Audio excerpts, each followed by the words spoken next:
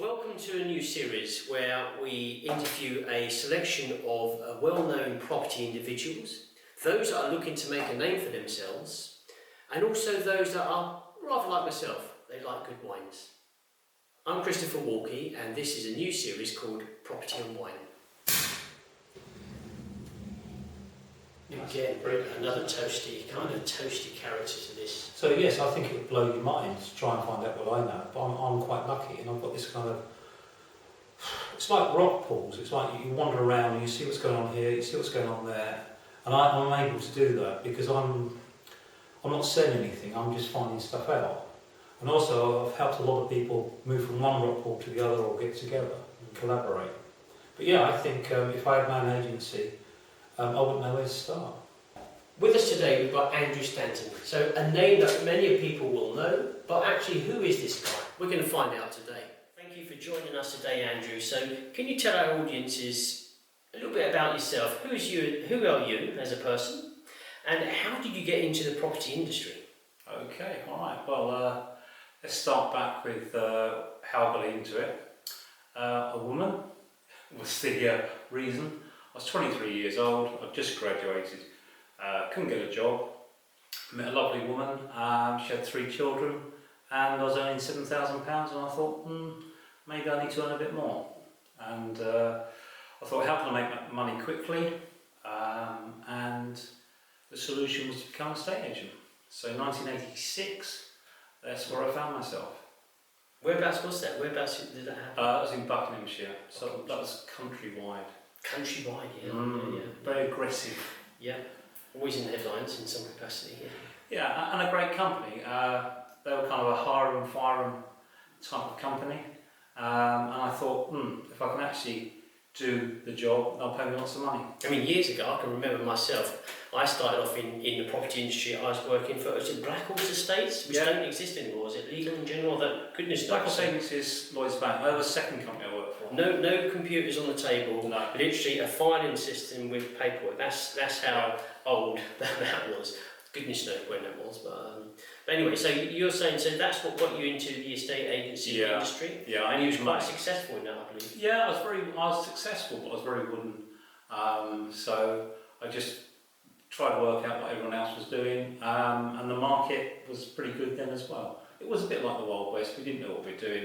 The company was growing massively and rewarding those who could sell property, and luckily I was one of those. Today we've got some wines in front of us, so don't worry, we will be attacking these. I know you look a bit panicked, we will have a glass in a moment. We need to get them open. We will do shortly. We'll start off with the English one. But one last question, PropTech. Now, something that I know quite a little about. I ran a company called Tech Den, and we used to have really good shows down in London at the Google campus. But you're kind of a figurehead in this. You're getting yourself known in this PropTech scene. So tell us a little bit more about what you do. Okay, well what I do is, PropTech is just technology in the property world. It's just facilitating and automating processes that agents used to do. So in 1985, we'll be using bits of paper and pens, and hopefully now we can use automated systems, computers, to do a lot of the donkey work, so we can do more of the face-to-face work. So a lot of people say we'll replace agents. I just think it's going to help them. And I suppose one thing PropTech doesn't help with, and we have to taste it for real, is sparkling wine. So should we give it a go? I think it's time to. Well, the first one we've got here is from Fitz, and this is a sparkling wine from England. So this is the same method that they use to make Prosecco, which they make here in England. So we're going to give this an open. So its name, you have to. Is that a trade name? What's that? You can't call it Prosecco because it's not. No, you can't see it. The Prosecco only comes from one region, which is in northern Italy. So you have to grow grapes in a certain area, and there you call it Prosecco, like in Champagne. English sparkling wine has also certain kind of limitations on what you can and can't do. Because this is made in a very different way, this is a sparkling wine from England. So you've got 2 terms: English sparkling wine, traditional method. So a longer process like champagne. This is a Charmat method, tank method, so it's a sparkling wine from England. It's a lot to learn. Right. I don't want to blind you with science. What I want to do is blind you with the fantastic flavours of this wine. So here we go. Yeah. Here we go. Let me serve you a glass of this. We've got the spittoon here, so what you don't drink, you pour away. Okay. As criminal as that may sound. I was going to say, does that happen much? It does. It has to. Well, I mean, I do a lot of wine tasting these days, and what you realise, and I can remember my first ever tasting was a champagne tasting, and I turned up in this fantastic room, 60 stands, each stand had 8 fantastic champagnes on, and I watched people, and I think Oz Clarke was in the room, and they're spitting the wines out, and I said to myself, wait a minute, there's no way I'm spitting champagne out, because this is glorious champagne, but after 2 stands, when you're starting to wobble, and you've got another 58 stands to go, you think, I need to be disciplined. So on that basis, you need to taste, swirl it around your mouth, spit, on to the next. But, cheers. There we go, straight away. So like the nose is very, say, yellow fruits on the nose here. And this is made from our own shores in England. And a lot of the time, English sparkling wines, English wines as a whole, are really getting fantastic awards around the world globally, and they're exported globally as well. Andrew, I mean, I used to work in the prop tech scene a little bit, and I heard a few people, or maybe it's rumours, that a lot of these new startups were very much in it for the short-term gains, the investment in the investors. Do you think that's true, or do you think there's generally some decent prop techs out there really looking to make a positive impact on the UK property scene? Yeah, I think there is. I think in 2017 there was an explosion of prop tech companies. I would say about 80% of the companies around now, and some that aren't, came then. Now there's been a massive consolidation. We see 40 prop tech companies a month, which is quite a lot. And I would say all of them now are in it for the long term, got a really good solution they want to build out, good teams, not always well financed, but I can't talk about what it was like 3 years ago, and we're only talking about sort of 40 months ago, but yeah, I'd say it's changed, and also now with the pandemic, people are looking for big solutions. I think that's probably helped massively. I think it's advanced it by 5 to 10 years, really do. For some people it was a kind of, hell, maybe we should do this, maybe we shouldn't, and now it's a necessity. And I think with everything being locked down and people working from home, the role of like artificial intelligence, everyone realises, oh actually, we don't need to be doing this, something else could be doing it for us. I think people spend a lot more time. I mean, some of my groups on social media have really rapidly grown over the last few months, because most of the estate agents are at home looking how to communicate or chat or network, and I've seen some big growth there. And I think a certain percentage of people will carry on working from home from now as well. So the prop tech is really going to become even more important. Well, Siemens, I mean, the largest European manufacturing company, turnover, I think, 98 billion a year. And the managing director, she said, work from home for always. So I think if they're doing it, probably everyone else should be. And how alcoholic is it? Alcoholic? Well, it depends how much you drink. But this is 12%. So usually they're anything between 11.5 to 12.5. Still wines could be like, if it's a Riesling, could be like 7.5%, although some of the Italian red wines could be 15%. Right, the next one we've got is from Slovenia. So right next door to Austria and to Italy. It's a winery that I've been to, and they do an amazing selection of sparkling wines. Again, gold-winning, trophy-winning wines. And we've got their brut here. So we're going to give that a go. Lovely chilled brut. So Slovenia is a really good country for sparkling wines and wines as a whole. Some amazing wines come from their vineyards. Not everybody knows about them. So do you think there is a cut on sweet wines and dry wines for ladies and men? Potentially you could say that, and you could look at rosé and red, but I think things change a lot. I think it's more demographically that the preferences of wines comes into play, from dry wines or sweet wines to acidic wines.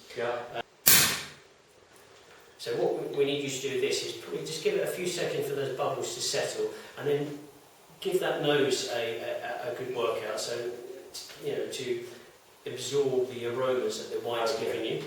This is just, again, you learn, I do a lot of wine tasting, so This is part of the appreciating the wine is the nose. Yeah. So again, this is a touch drier for me. It's not as sweet as the English one. Yeah, it's been closer to what I usually drink, to be honest. This is probably more of a touch toastiness to it. It's dry, it's less sugar. Yeah, that's great. Yeah, probably much better for food, this one, I would say. What about prop tech in UK estate agency? Do you think it's something that estate agents can't live without, or can you survive perfectly happy without embracing any innovation or technology? Yeah, I think there's two schools. There are the new agents who are starting up now, some who've only been trading 4 or 5 months, so they're your new generation. They're only going to use tech because they've grown up with it. You've got this kind of phalanx of agents who are maybe late 40s, early 50s, probably never going to get into prop tech because they're good established teams sitting in villages and towns making lots of money. Do you think there's a resistance to prop tech? I think we're making lots of money, we're making big profits, what do we need it? And we've been here a long time and the local people trust us. But unfortunately things do change. And there's a new buyer out there called Generation Z, and they buy things using their mobile phones. Yeah, that's very true. Don't pop in the office. Yeah. And I suppose at the moment with COVID as well, not many people pop in the office as well. So it's a double sort of hitter.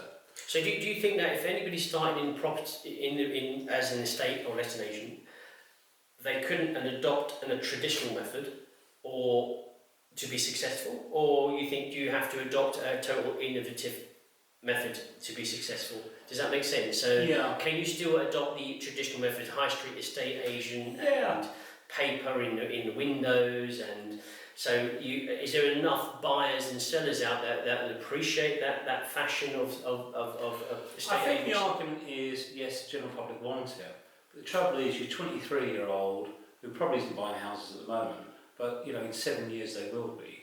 They are not. They won't understand what an estate agent is. They won't understand the concept of going into an office and sitting at a desk and being registered in such a way. So I think, Simon Shinerock recently sort of said, "Oh well, tech. I don't know. It has a place." And I sort of said, "Well, if you, started an agency and you had 5 bob, you would become a multi-millionaire because you're a great estate agent." And I think, yes, great estate agents can do stuff without technology, but I think mediocre estate agents with technology can make a lot of money because there's lots of processes that need to be, it's hours in a day basically.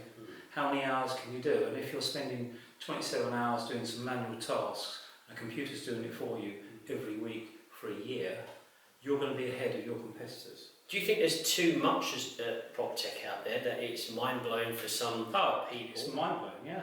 Yeah. Go on, go for it. Well, I think the big problem is this. I'm very lucky. I went into London and I was seeing 20 CEOs of prop tech companies because I was just taking the time to do that. Now, if you own a company and you've got 100 offices, you haven't got time to whip into London and talk to different people.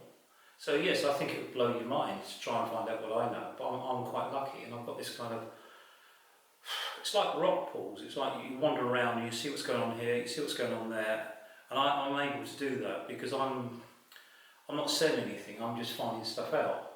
And also I've helped a lot of people move from one rock pool to the other or get together and collaborate. But yeah, I think if I had my own agency, I wouldn't know where to start.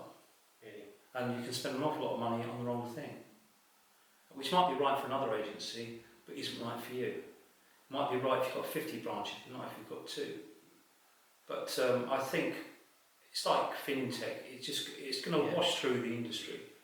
But it will disappear and it'll just become tech-enabled agents. In 10 years' time, it won't be prop tech, it'll just be agency, but it's done in an automated way. Everyone kind of goes, yeah. So it's a kind of buzzword, really.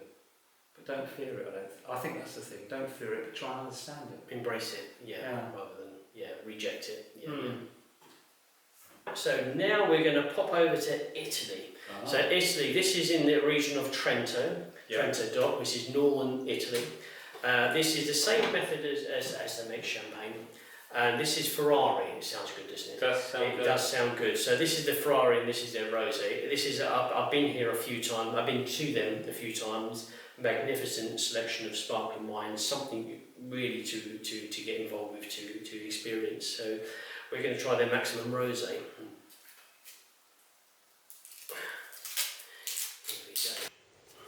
So in terms of rosé versus non-rosé, sales-wise, how much does it get sold? If you sold 10 bottles of that, how many rosés do you I think usually the rosé is not as many, because the more popular will be the white sparkling. But most sparkling wine houses will have a rosé, especially champagnes. Usually you'll find them a little bit more expensive than the standard brutes. Yeah. Especially with the champagnes. Obviously it's a different style of making the wine. To make the wine, it can be the same grapes that are made to obviously use to make a white wine. It's just the skin contact gives you, because every grape has the same colour within. If you squeeze any grape like that, you get white juice. So if you squeezed very, very slowly a red grape in your hand and kept it there, eventually the pigments, the colour will come from the skin. So a red wine, a pure red wine that you pour, still red wine, is made from red grapes. It's not the fact that the juice inside is red. All the juice inside is red. No? Okay. So there we go. That's something good. I've learned something. Again, another toasty character to this. Do you think, with regards to high street and working from home, there's going to be a big change moving forward? And how does prop tech fit in with that? Yeah, so I think a change is coming. So I think for all high streets, shops, offices, it's going to look different. So agents, the cost is the same. I think if people work from home, they've got to spend more money advertising that they're an agent. If you've got a nice office in the high street, there's a big window there saying we exist. So the cost is about the same. General public, though, are not going to be going into offices on the high street. Anyone's a bit like travel agents. I think it's all going to go more online. So this the big thing at the moment is a large office, a hub, and then people working from home or going into the hub once, twice a week. What about the people that are on the high street and those that are working from home, or those that are looking to make the transition to work at home? How can they approach you as a person? How can they approach you and say, hey, I need some help, or hey, can you just help me cipher through all of this innovation to get myself ready to compete? Yeah, I mean, I think in answer to that, Chris, I get it every day. People just ring me up, send me an email and say, what do I do? And I give out a tremendous amount of my knowledge for free to start with, because I just think, it's bewildering.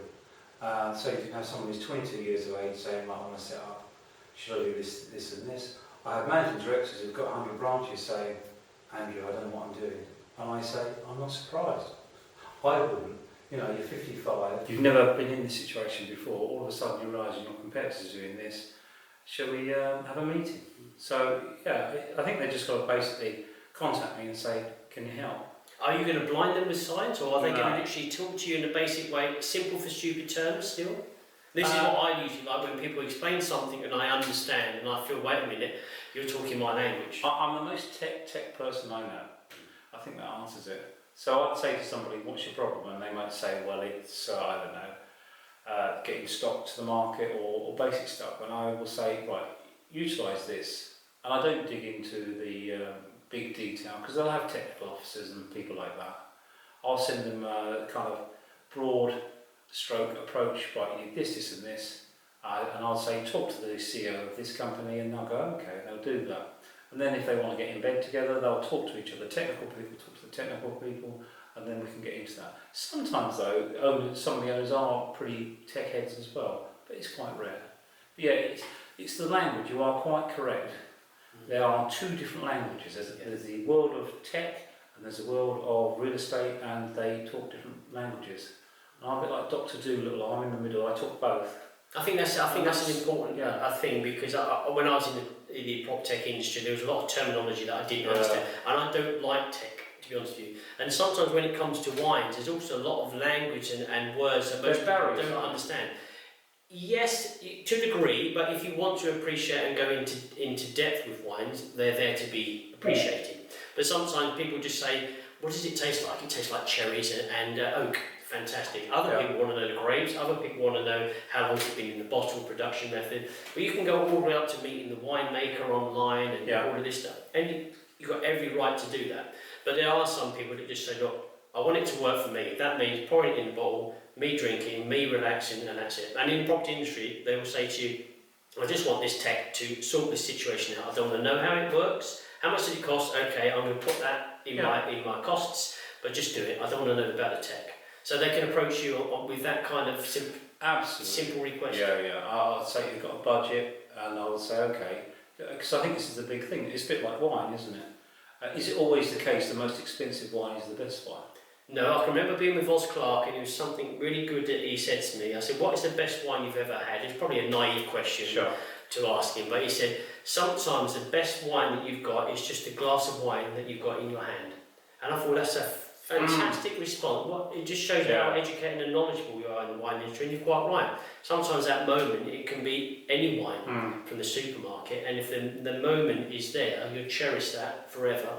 Whereas you could be in a nice situation, or maybe not as nice situation, of a grand champagne you didn't necessarily enjoy it. Yeah, it's cerebral, it's the brain, isn't But it? it's understanding it. I think with PropTech, people don't want to understand it. Or need to. Or need to. And it's similar with the wine. I agree with that.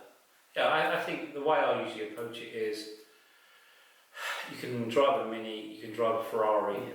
You don't need to look at what the engine's doing all the rest of it. I'm pleased you said that. I used to use that. Okay. It's very true. I'm the person. I don't spark plugs or oil or water chat. I don't want to know. But does the radio work? Yes, that's more important. Yeah. And will this go faster than this car? Yeah, I think that's a good way. And it's going to cost you this, and this is going to cost you that. that. People just want to go in and drive and enjoy it. They don't want to know about the engine and. People are short on time. Yeah, Very short on time. That's the thing. You here with wine, really short. We've got another one here, which is from Georgia, and it's a really good country to go to. I went a few years ago, and they do some really good wines as a whole. So they do some sparkling wines. This one is Batagoni, and this is more of a sweeter kind of wine. So we're going to taste to finish off. So this is for your dessert wine to enjoy. So Batagoni. Dessert wines. I went through a period of, well, I was going to say be pretentious, but pudding wines and things, they are a class of their own. There's quite a lot to select from. You've got dry, you've got sweet, you've got red, you've got rosé. There's quite a lot to choose from. There we go. Just got that. The bubbles were overflowing there. So here you go. Lively. For our last wine of property. Has it been good for you so far? This property and wine really concept? Yeah, I think it's really good. Yeah.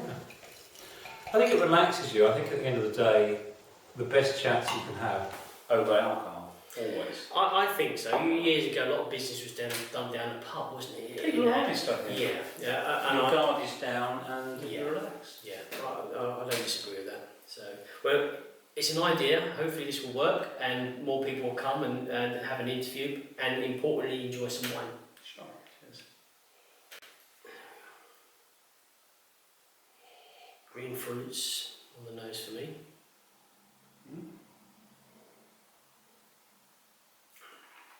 Certainly more pleasing, fruity sweetness to the wine, but not overly sweet, but sweet enough. You can certainly tell the difference from the drier wines, which are these two here.